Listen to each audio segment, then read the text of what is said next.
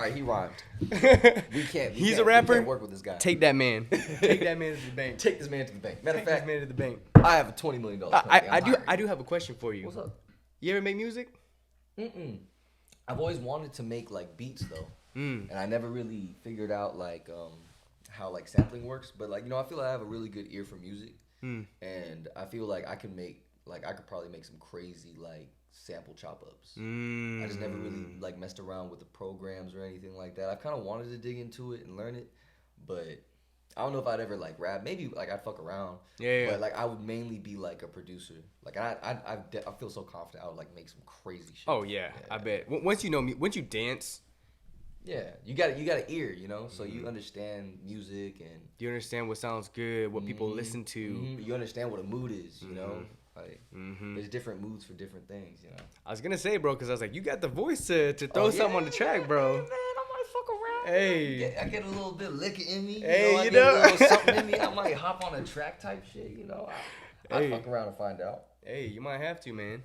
I really might. All right, you ready to start this thing? I'm down, bro. All right, look. Let me see if you can hear yourself in here. So I just pop on. Check. Yes, sir. No left, right. Oh, there is left, right.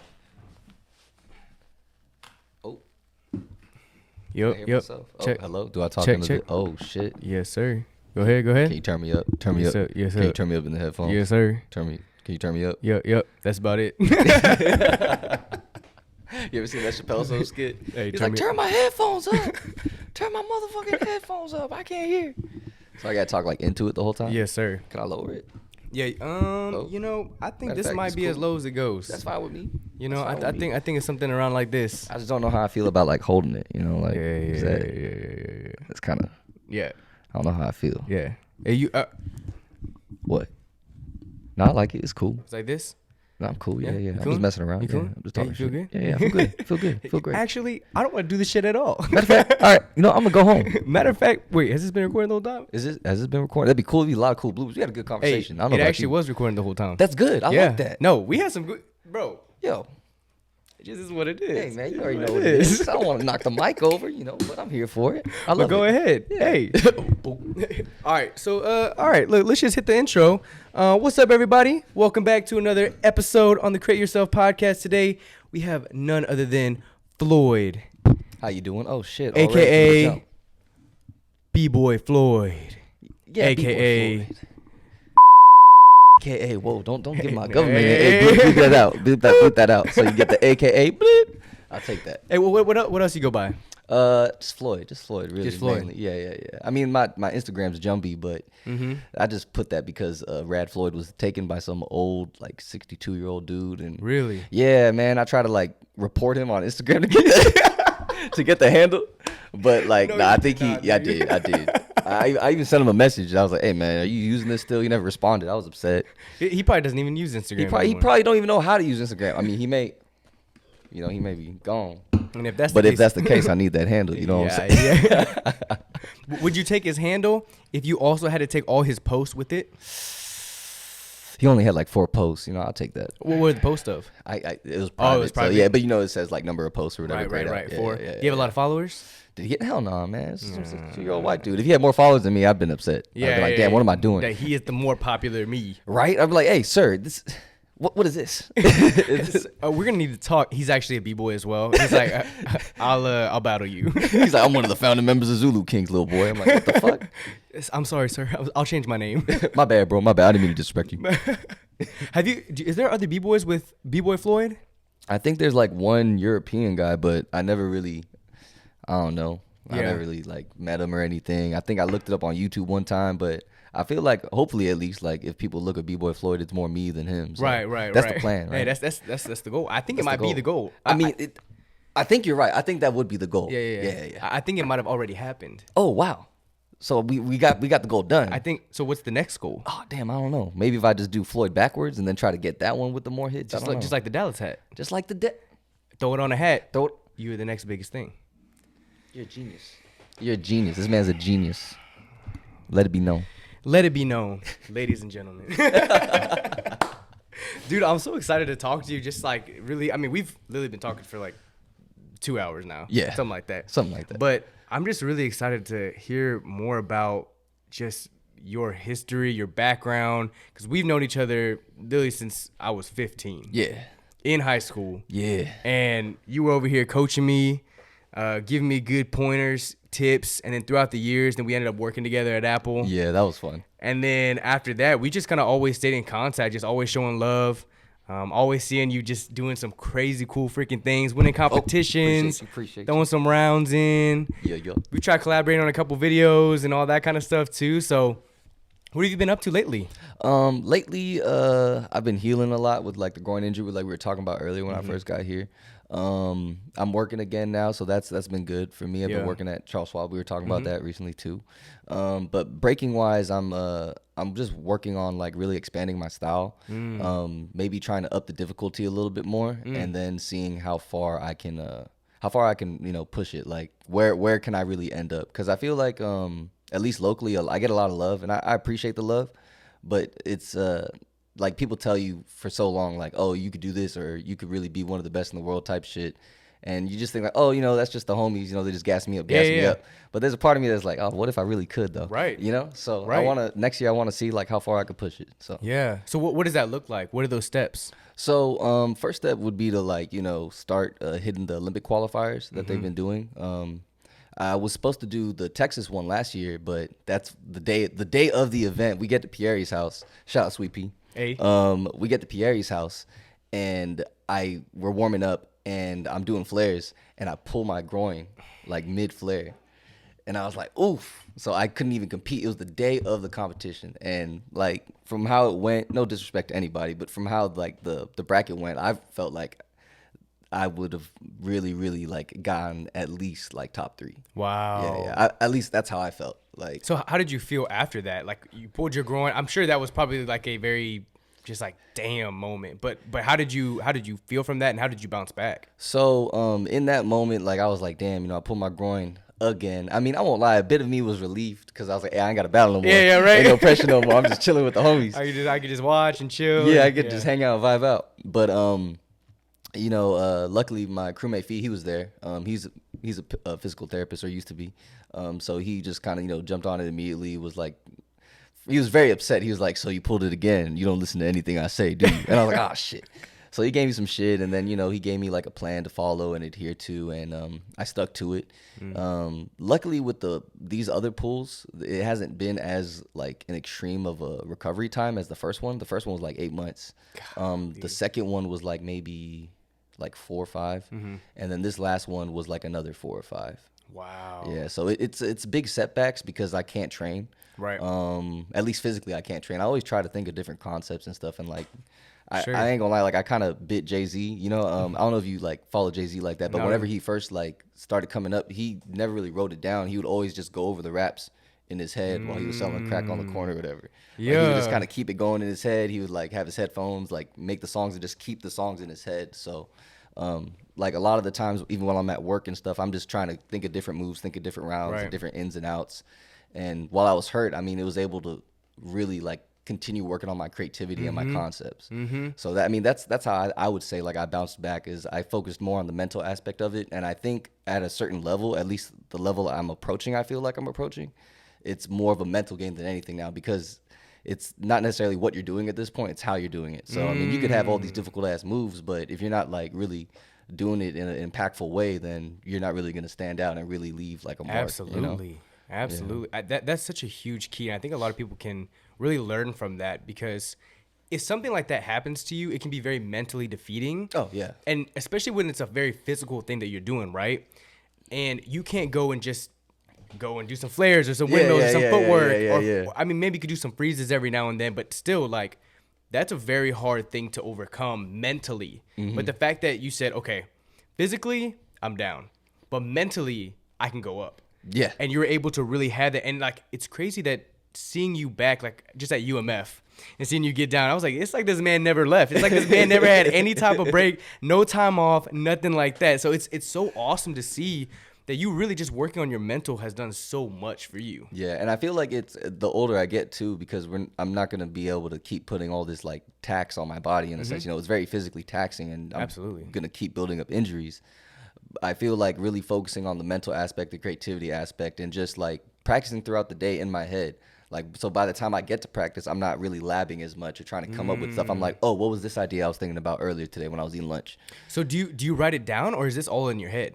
Like I told you, I try to buy Jay-Z. So like I Wow. usually try to keep it all in my head. But if it's like power related, especially if it's like blow up related, I'll like I have a little like note in my notes app, and I'll just like jot down like I think the last one I put was like hand glide up 90 back down to something else. But yeah, I'll usually do like power combos. I'll like, oh shit, I'm probably gonna forget the power combo. Let me do this. Yeah. But if it's like a footwork step or like something more concept based, Right. I'm usually playing with it enough in my head throughout the day to where by the time I get to practice, I'm like, oh, okay, I wanted to do this. Boop, boop, boop, boop. Right, Yeah, right.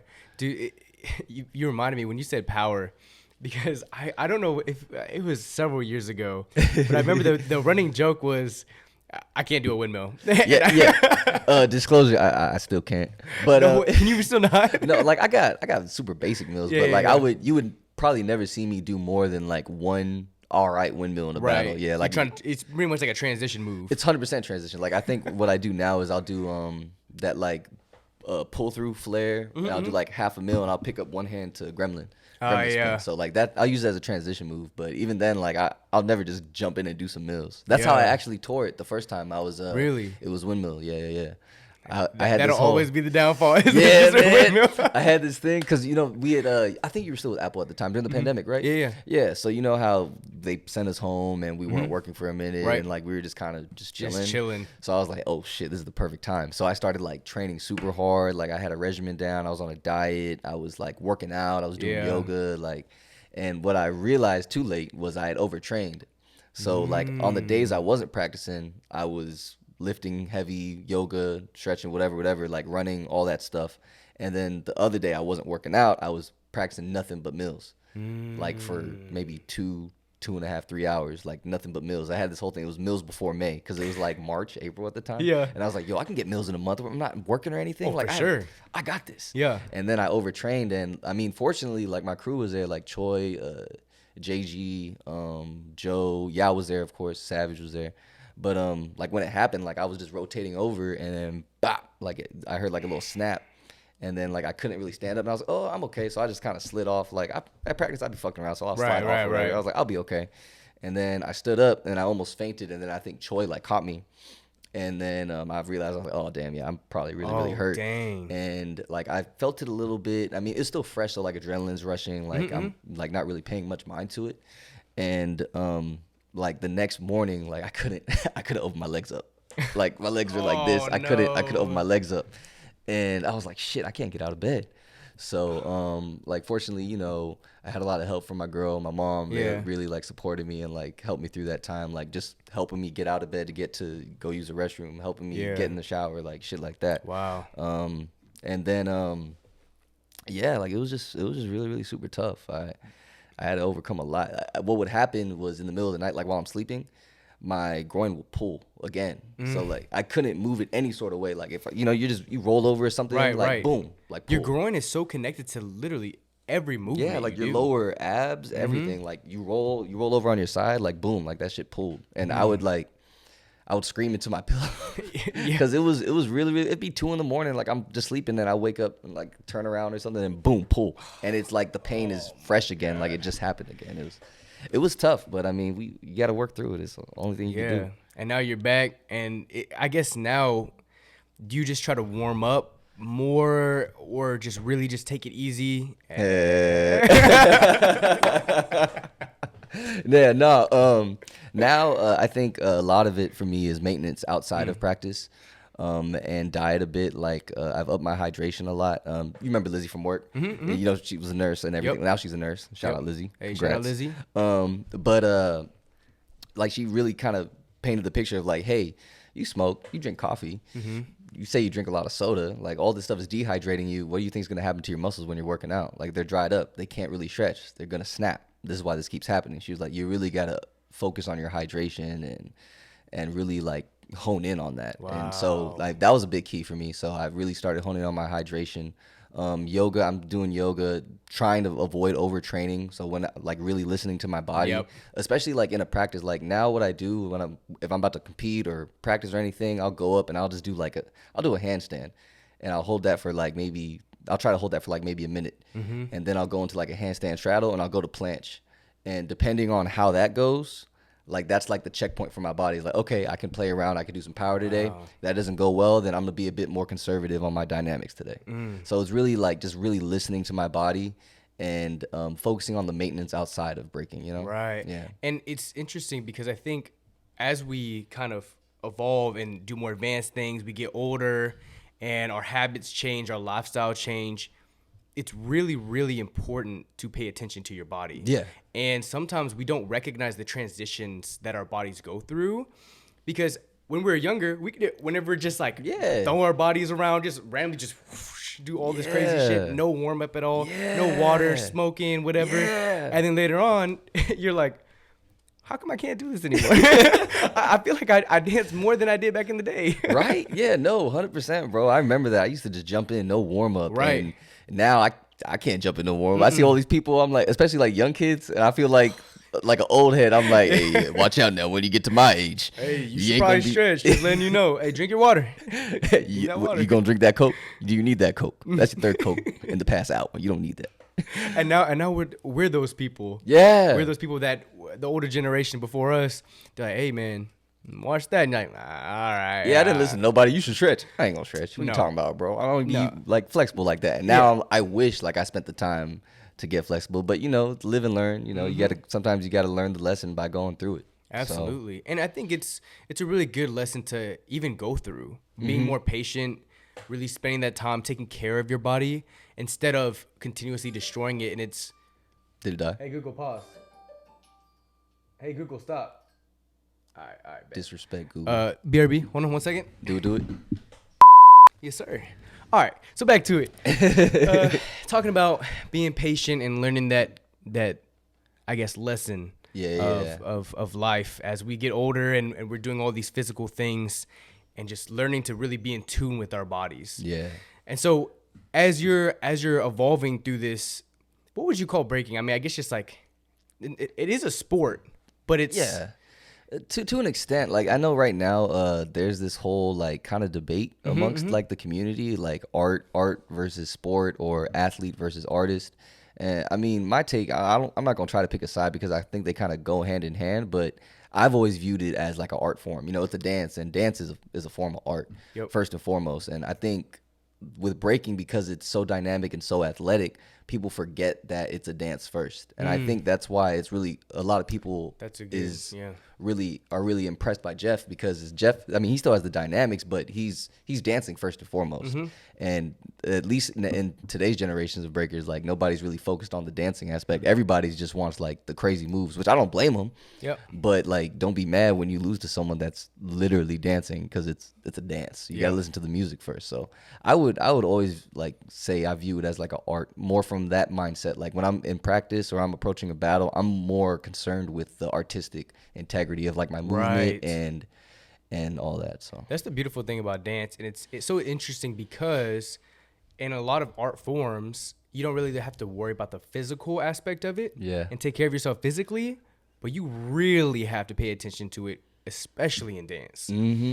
And have you ever tried any other styles of dance? Yeah, no. I've like dance hall, like, cause my family's from the Caribbean, so like I started off like little small dance hall, like party dances and stuff like that growing up.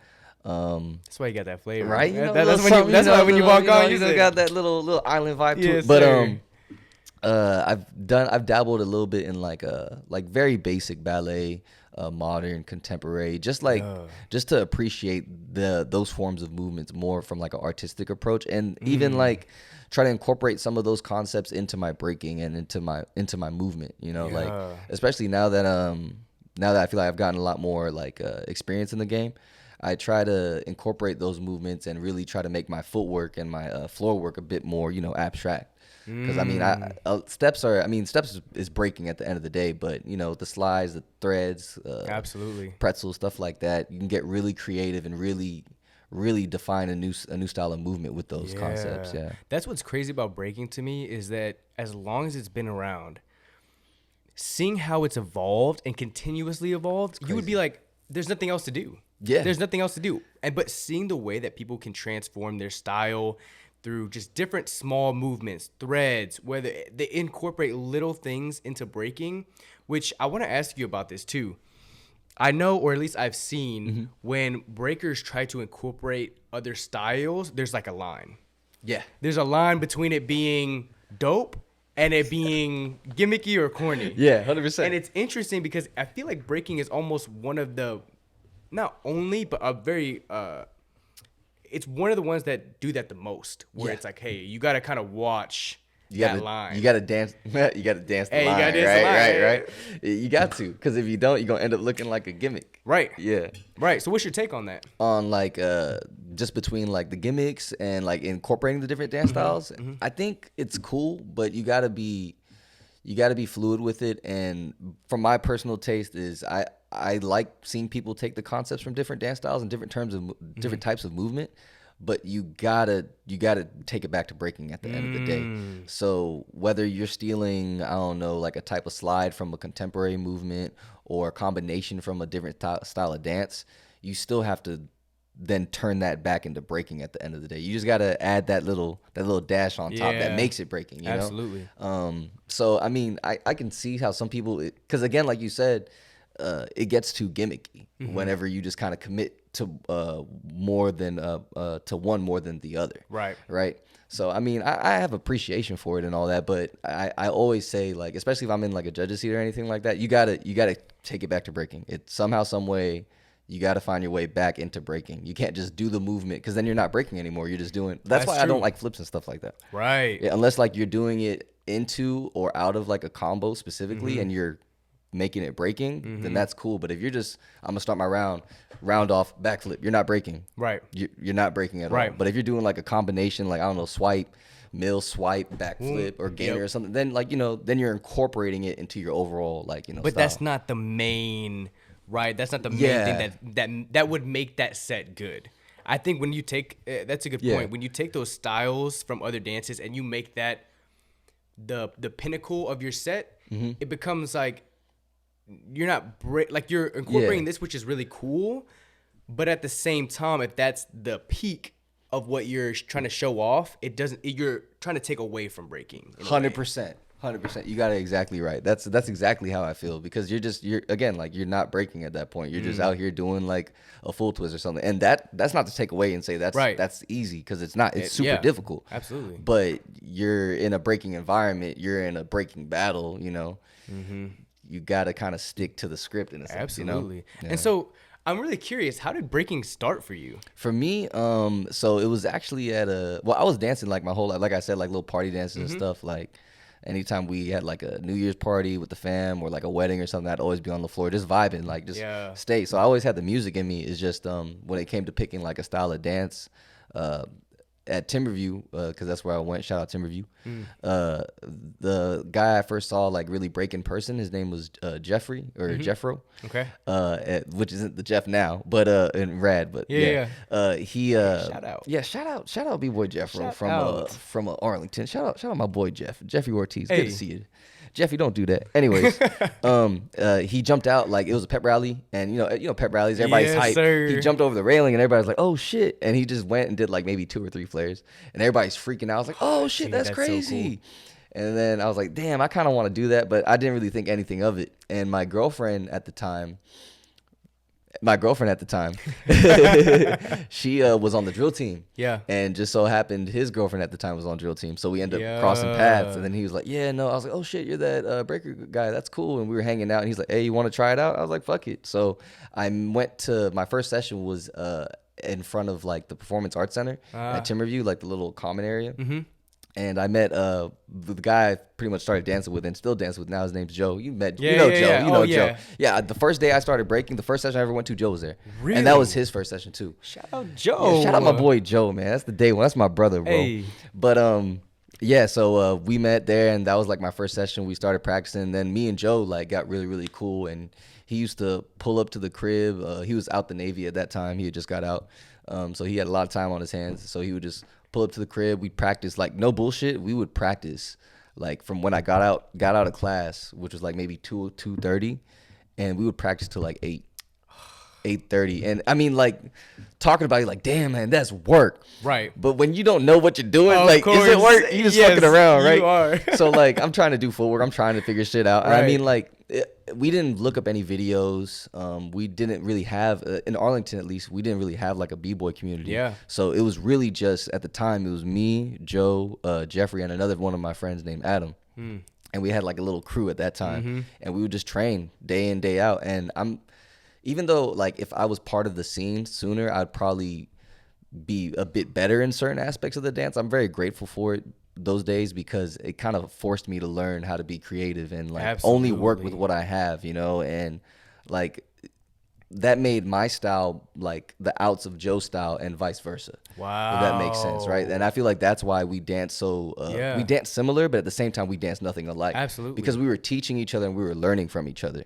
And we were kind of put in a spot where we had to like just come up with our own shit. And that's, I think, what we both pride ourselves in like heavily is like we have our own shit at the end of the day. I may not have all these like air tracks and stuff like that, but I have moves that I feel like I can claim like no one else in the world has. Absolutely. You know, and I think that's in my opinion that's higher value to me. So absolutely. Yeah. It's so crazy that, you know, we see these people now.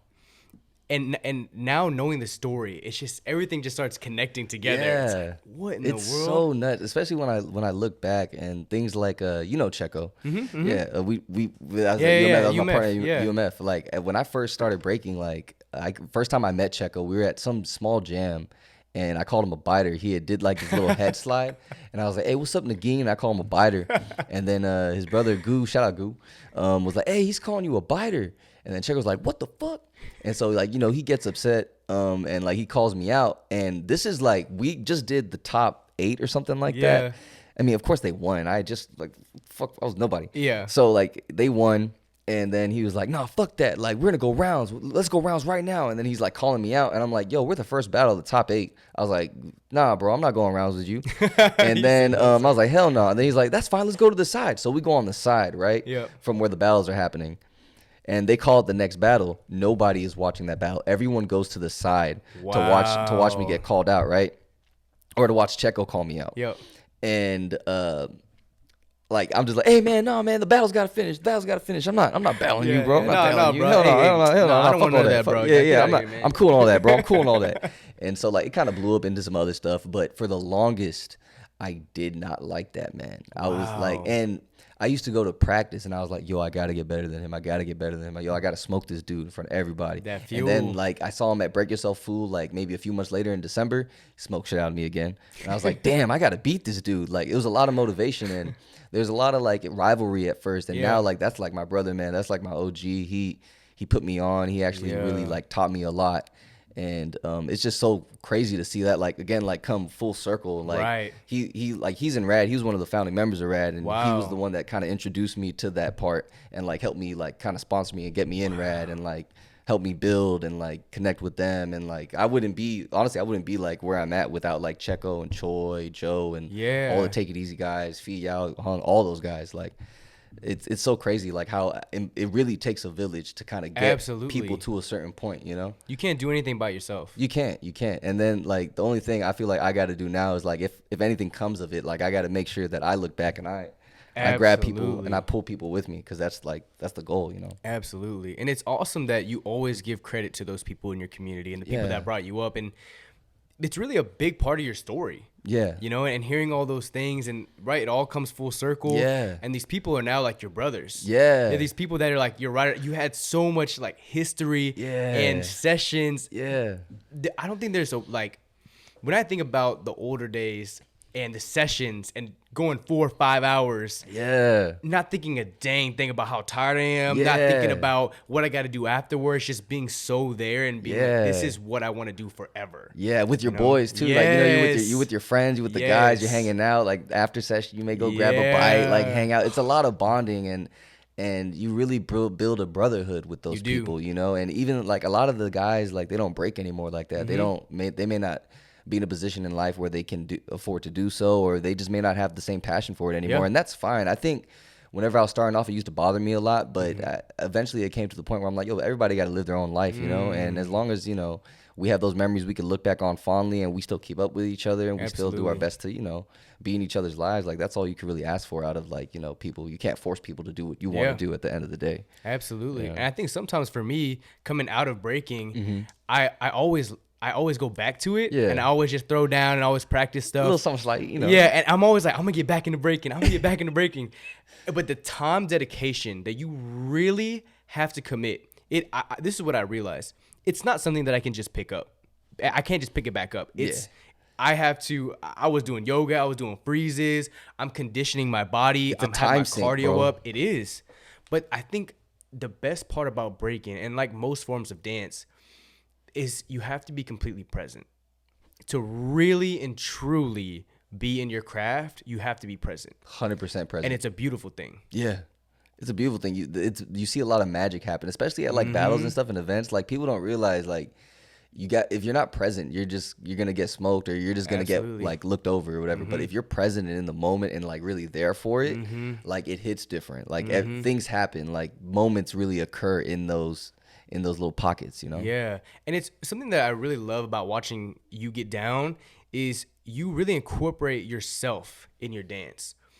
And I think sometimes it's really hard for somebody to bring who they are into their craft, right? You can be really good at a craft, right? I can be doing flares, air flares, doing all these things, but sometimes it's hard for me to come across as an artist at times, like right? Authentic, right? Authentic, right? Yeah.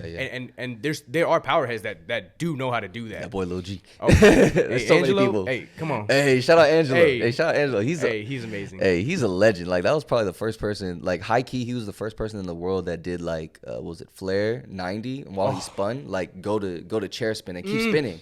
Yes. And the thing about his chair is like, you know, everyone stabs. He was piped. Yes. Like he was unstabbed, and that boy would just. The way that Crazy. man, I used to go session at his house. Yeah. And I just Pioneer, seeing him bro. do stuff is just incredible. The history behind it. But you can see him in what he does, right? And that's the super cool thing that I love about watching you dance is that when you dance, you're in it. You have your personality, you got your flavor, you go in, you know, like you get little moments. Yeah. And Nick Scott and I were talking about that a lot. Moments are so important.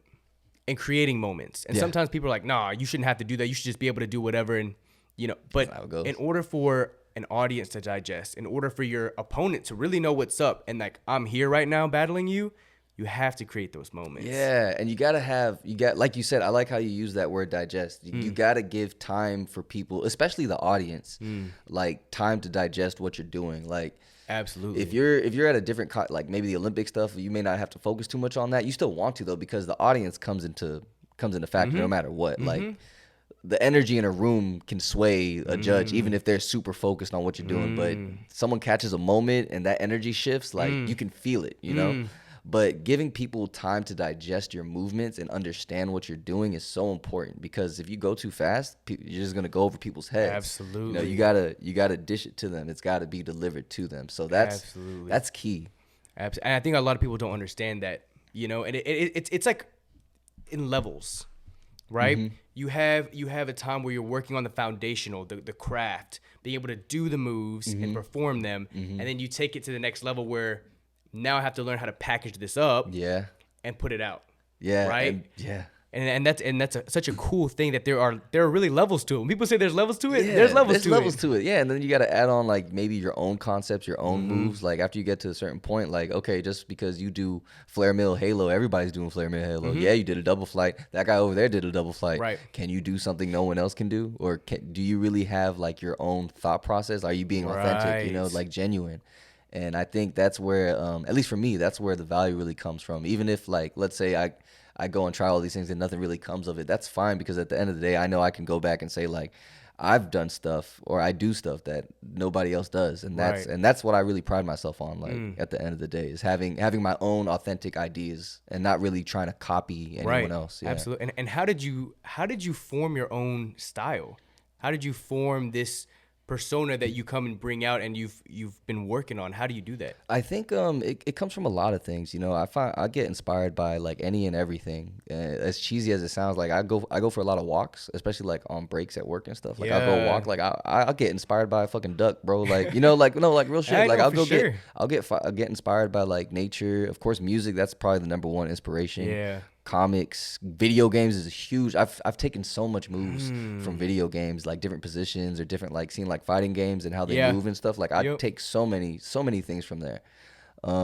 But also like on the breaking tip, Yep. I always try to I'll every now and then I'll watch some footage. Mainly I try to keep it with people like I know, just because I feel like as a b-boy or as like a dancer, like you fed so much information, especially in today's social media. You're seeing stuff all the time. Like I feel like it pops up in your subconscious. Like, so if I end up moving like a certain way, like maybe Honk 10, I do something he does, then I kind of been watching too much Honk 10 type shit, if that makes sense. But yeah. I always I watch those, like my homies' footage, and whoever they're battling, there's always trends in anything, right? And like trends in breaking right now is like a lot of stripes type movement, a lot of ground power, a lot of tap mills, right? Yep. So I always either find like, okay, a lot of people are doing tap mills. What aren't a lot of people doing? And that's how I ended up going a lot of press heavy, or the That's plant so style. true. Yeah. Because not a lot of people do that, like kind of like press, like low press style, like shrink moves, right? Yeah. So like I always try to grab stuff that people aren't really using a lot of, and then tweak it like my own way. So That's crazy, because you are really. There are some people who can do it, but you were really one of those people who.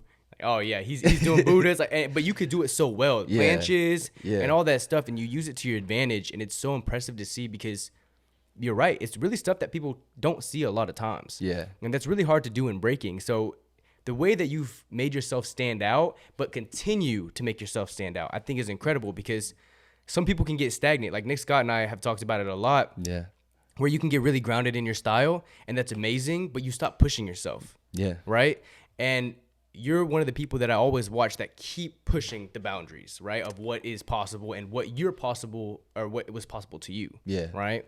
So what is something that you've always wanted to do? Like move wise? Yeah. Oh shit. Move wise. Damn. Like a combination or just like a specific move?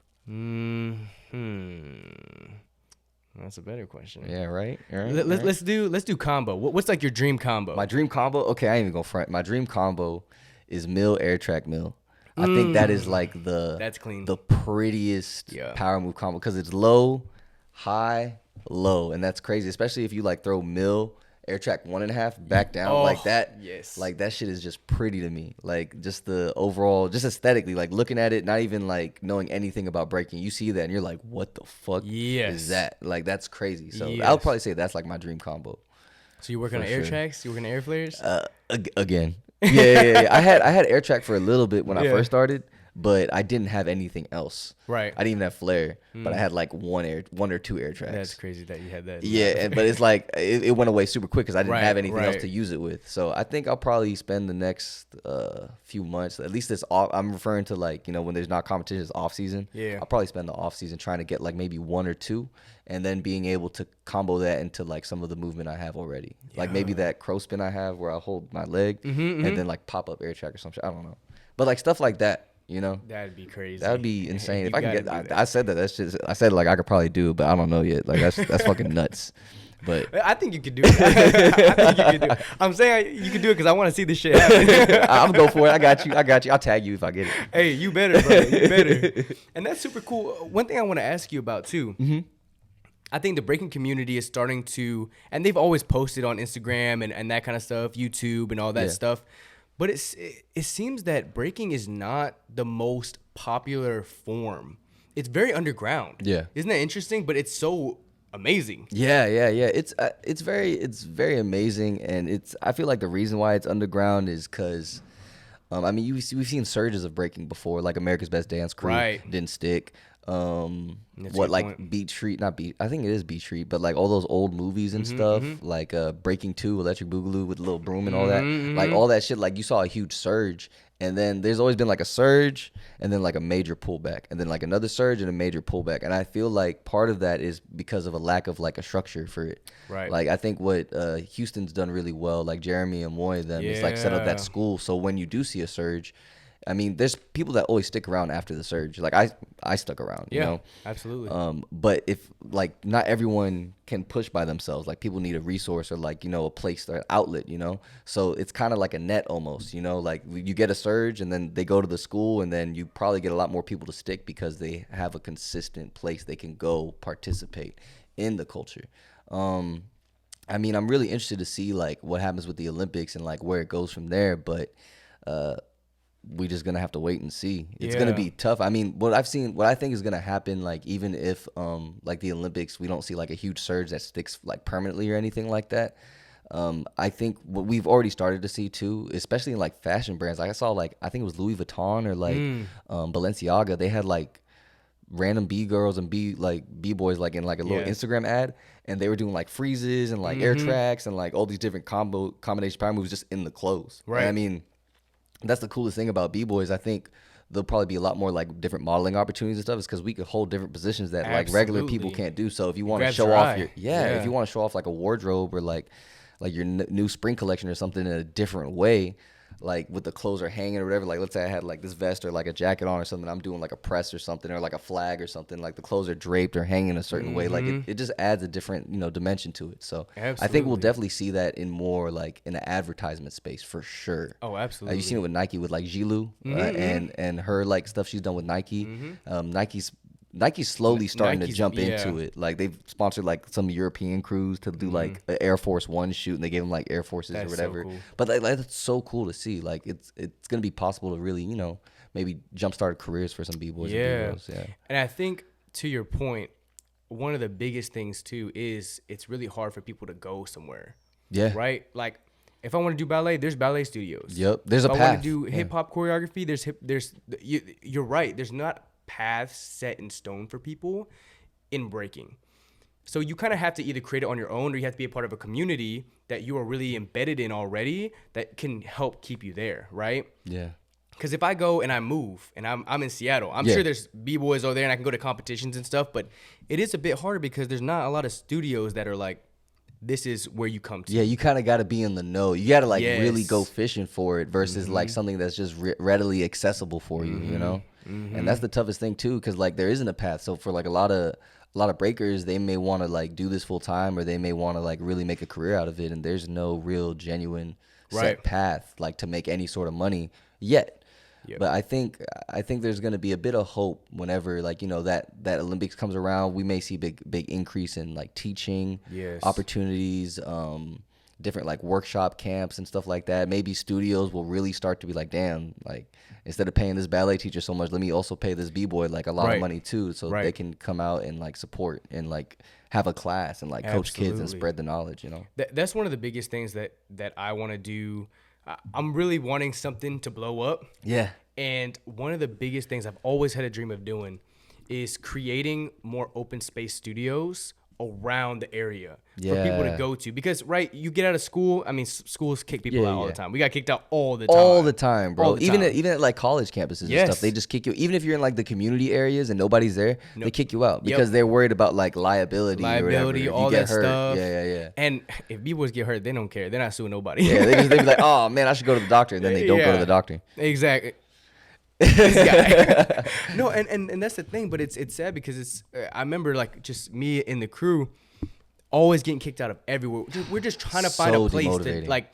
We're going to the mall in a corner, like just trying to get down, and then like an hour or get out of here, and you're like, we're just b-boying on concrete on the side, We're like, not bothering anyone, bro. Please. And people are sitting and watching, and they're in awe, and they love it, and it's something that takes you out of life. Yeah. And it's breaking is such a beautiful thing that I agree there needs to be more spaces for people to go to and have access, and to be after school programs where they're like, hey, here's some breaking programs. And it really is all about structure and having those people in the communities that are able to really bridge off. But there needs to be opportunities for people to actually take them. And that's cool. Like that's why I was talking about the Olympics and stuff like that, because now I feel like it could possibly be the start of something. Like, okay, now, hey, you can be an Olympian off of breaking type shit, which is crazy. Like you can go win a gold medal off of that. So there's hopefully like an industry is somewhat built around it. Maybe you'll see more b-boys and music videos and stuff like that. I wouldn't really want that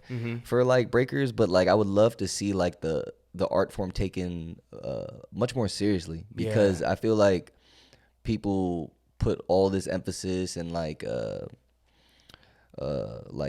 congratulations or just props. I guess props is the word I'm looking for like ballet and stuff like that. And I'm not saying that shit is not hard, because that shit is super difficult. Absolutely. Especially to learn to like, be on your tippy toes and like spin and rotate and stuff like that. But it's easier to stand up than it is to do a handstand, and we be spinning on our hands and shit upside down. So it's the truth. Like, I feel like most people, especially, I mean, you may have heard it before, like people look at b-boys and they just assume like they're just throwing themselves around, like literally throwing themselves around with no sort of care or knowledge or technique behind it. I feel like the masses don't really understand the level of technique and the time that you have to spend to get the technique down, especially when you're learning from people that aren't necessarily trained professionally to teach, right?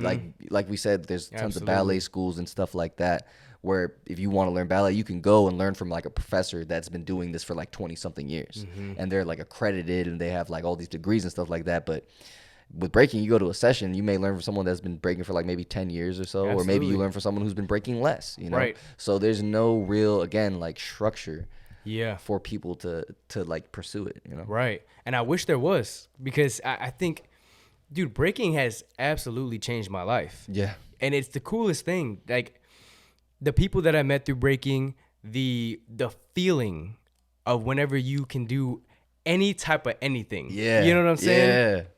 And just the vibes that you get, like going to jams, it's just always so amazing just to see what people bring out. Yeah. And I think that breaking will always be alive, no matter what form it takes. I think it is kind of cool that it's underground, because it's like it's kind of like a cool thing. Hey, I'm gonna go to this. You can like show people like, hey, come check this shit out. Right. It's not super glamorized, and people aren't like using it too much as like you're a breakdancer, we're gonna put you in it. Like, they kind of just are free flowing. They do what they do. Yeah. They're underground.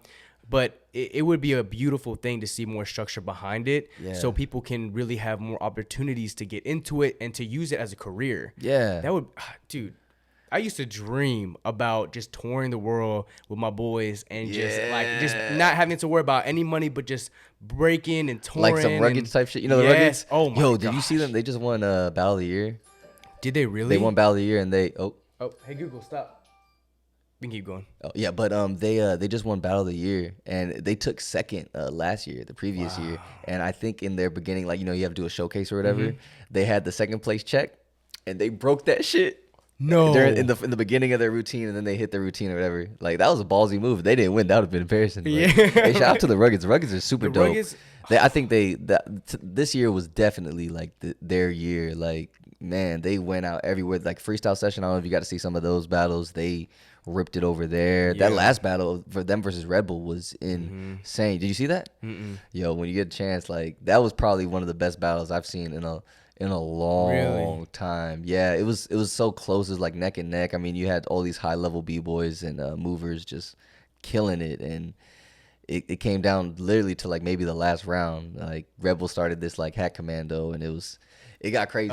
It got crazy. When you get some time, you gotta check it out. No, I definitely do. And one of the dudes that I really loved watching, I think his name was Tawfiq. I think Tawfiq. Yeah. He's the one. He just does. He does the crazy power transitions. Yes, the crazy stuff. Yeah, and people don't like. That's another thing we were talking about earlier with like digesting. Like, people. Yes. You got to understand the movement as an actual like dancer first, before you can really comprehend what he's doing. Because people just kind of stay quiet. They're like, oh, that looks kind of weird and stuff. But like, if you know how difficult that shit is, like, yeah, it looks weird. But do you understand how difficult that is? Like, he came out of this to this, like. He does a lot of shoulder transitions too. It's insane. Yeah, he's crazy. I actually pause. Yeah, so they did a battle, dude, where they did all styles. Oh, that was crazy. Oh my god, they were playing like, the DJ was amazing, dude. He was playing like the Jurassic Park theme song type stuff, and it's just like. But like it fed into the event, like the characters, right? And you just see him like doing crazy stuff like that, and just really adapting and having fun. And that's what I loved about watching them, is because they were just having fun. Yeah. And I think I want to get your take on this too, because b-boying and breaking, which one is the correct terminology? I mean, I think you can use either. I prefer breaking, but I would say breaking. I mean, because b-boy is like supposed to be break boy or whatever. Right. But like, I think breaking is the better term. I think that's even the term they're going to use for the Olympics is like breaking. Yeah. But if you do breaking, you are a b-boy. Yeah. It's all. It's like the same thing. It's synonymous, right? Yeah. But in breaking, there's a level of competition to it. Yeah. Right. And I always find it so interesting, especially in battles, because there's a level of almost just like seriousness, but then at the end of the day, there's a level of fun to it. Yeah. And I think the people that can combine those two, I think you do that really well. I always see you walking around just like with a good ass attitude, just like showing love to everybody. And I think it makes all the difference in the world, especially for people who are getting into the scene. I remember so many times, and like, take it easy. Like, y'all don't know how much like y'all really like inspired me, like time in and time out. Like when we would go to the battles and say we don't make it past prelims, or we make it a top 16 or whatever it is. But you guys are always coming around and encouraging people and like, dude, hey, no, that was fire. Good shit. Always like when we come to the sessions, always showing love. That's what pushes everything forward, because there is a level of people who will get really serious about it, and it's great, right? They take it seriously. They love it. They're really embedded in it. But there's also a level of fun and community that you have to bring with it in order for it to feel good and for people to want to come and feel welcome, right? Yeah, I feel like that goes with a bit of anything like you do, especially when it comes to the arts, you know? Like, I've been there, though. I've been that person that was, like, way too serious about it, especially maybe, like, I wouldn't say, like, maybe 3-4 years ago, I was, like, super serious, like, really trying to push it and stuff, but you gotta realize at the end of the day, this is all supposed to be fun, you know? Especially if it's somebody that has no idea what breaking is, and they go see like some heated ass battle, which I mean, there's time and place for everything. For sure. But like, that shouldn't be the first thing in your head. You know, it should be about blending the two, like you said, because if you're able to blend the two, like keep it a bit serious, but still show that you're having fun and not taking it as serious, and like really just, you know, kind of, oh, I'm better than this guy, and that's just a matter of fact. You know, I'm not here to like prove to him that I'm better than him or prove to these judges. It's just, y'all about to see me just be better than this guy at the end of the day, and you guys can feel however way you want about it. Absolutely. Yeah. So doing it for yourself. Balance. Yeah. Yeah, that's so cool. And I know in breaking, it's super popular to squash beef. Just, hey, you got something to say? Let's settle it. I love it. You know what I'm saying? Yeah, it's especially awesome. like within the culture, like being able to call out the judges and stuff at events and stuff like that. I think that's an integral part of the culture. Like, if you don't agree with the judge, then you can feel free to call him out. Just know that you putting yourself on the line, and you may get toasted. Yeah, you may toast them. You may get toasted, but you got to be prepared for whichever happens, and you got to be okay with whichever happens. If you toasted them, great. If you got smoked, great. It is what it is, but you got to be able to take it. Just take it. Absolutely, dude. Well, do you have any advice for anyone who is new to breaking, has seen breaking and wants to get into it? Where would you tell them to start? Man, that's kind of hard, especially at least in the Dallas area, because there's no like break free. There's no school for it. It's all like he said, she said, like hearsay. You know, you got to know somebody. I would say, like, you know, really just try to get involved in your local community. I think first steps first is always go to a jam, even if like you're not like practicing yet. Yeah. Like even if you're not practicing, like go to a jam. Be in the environment, see what it's like, watch the battles, go through the bracket, like socialize with people, introduce yourself, get comfortable with it. If you feel like that's something you want to pursue still, then like start practicing slowly. Like, again, going to a jam, you're gonna figure out where the practices are, like who's sessioning, like who's friendly. You'll be able to read people, and then you just kind of go from there. I would always say, like, take it slow. You know, warm up, really listen to your body. And even if you're just starting off and you're young and you ain't got to warm up or stretch or nothing, then, you know, you may want to do those things. But speaking from experience, you know, as an old man, I got grace. But take your time, have fun. I think my biggest thing is to really try to be authentic, like be genuine. Don't worry too much about what else is happening in the outside world. Like, don't go look up a whole bunch of footage and just start watching people. Because, like, again, like I was saying earlier, you're going to end up doing their movement. And I feel like if you end up doing anyone's movement, it should be people in your crew, because that makes sense at that point. Like, you're training with them, you're battling with them, you're pushing with them, right? Absolutely. So it makes sense if I do something that looks like Jeff. It makes sense that I do something that looks like Choi or Joe or anyone in my crews, because that's who I build with, that's who I practice, that's who I train with. Absolutely. But if I do something that looks like, I don't know, Lee from the Ruggeds, that doesn't make any sense. I've never met that man in my life. You know, I may have seen him like on footage here and there, but like I've never met that man. So it just doesn't click. It doesn't keep it genuine or authentic. So I would say, like, don't worry so much about like the finish line or like the footage or people like that. just really be intentional with like your movement and try to dance like you, if that makes sense. You know, you may not know what that is at first. I mean, honestly, for me at this point, I still at times, even now, like I don't know what that is. Right. But just keep searching for it. And if if you don't find it, I mean, you probably have it at that point. Yeah. You just keep pushing. Absolutely. Just start somewhere. And just really be yourself. Yeah. Don't get too involved in all the other outside things. Remember why you're doing it. Yeah. Right? And I think that's a really good advice too. Just go to a jam. Yeah. Find a jam. Go on Facebook. Yeah. Get the Facebook events going. They always throw them up. Yeah, they do. Even on Instagram too. Yeah. Like they'll be throwing up like the schedule for the whole year now. Like I think maybe next month we'll probably see like a schedule with all the major events for the year, and you could plan out trips around them. That's the cool thing about breaking too. That like, is you know, it'll super take you cool. around. Like I went to IBE. Like I don't know why I would have gone to Amsterdam before that. Well, I mean, I may know why I may have gone to Amsterdam, but like without breaking, you know what I'm saying? But without breaking, like, you know, I went to IBE. That was a super cool experience. I got to meet like a whole bunch of great b-boys, especially like right before they blew up, and got to like vibe and connect with them and watch their journey from afar, you know. And it's a super cool, wonderful experience being able to travel and build memories with your friends and stuff. Absolutely. And like still have fun breaking. So Dude, there's nothing like it. There really is nothing like it. there isn't, man. It isn't. It's a love-hate relationship sometimes, but it's mainly love. It's mainly love. Hey, absolutely, man. Well, dude, I appreciate you coming on. Hey, man, I really appreciate I got you, bro. You know, anytime. Always good conversations. If you ever see this man out, go say hi, introduce yourself. He's one of the kindest, coolest dudes out there. Like I said, man, I really appreciate you. Until next time, love yourself, be yourself, and create yourself. Peace. Hey, my dog. Hey. That was nice, bro. Hey, man. I appreciate that. What a great ass combo. That was a good combo, man. You're good. You're good at the interview stuff. Oh, that's real good.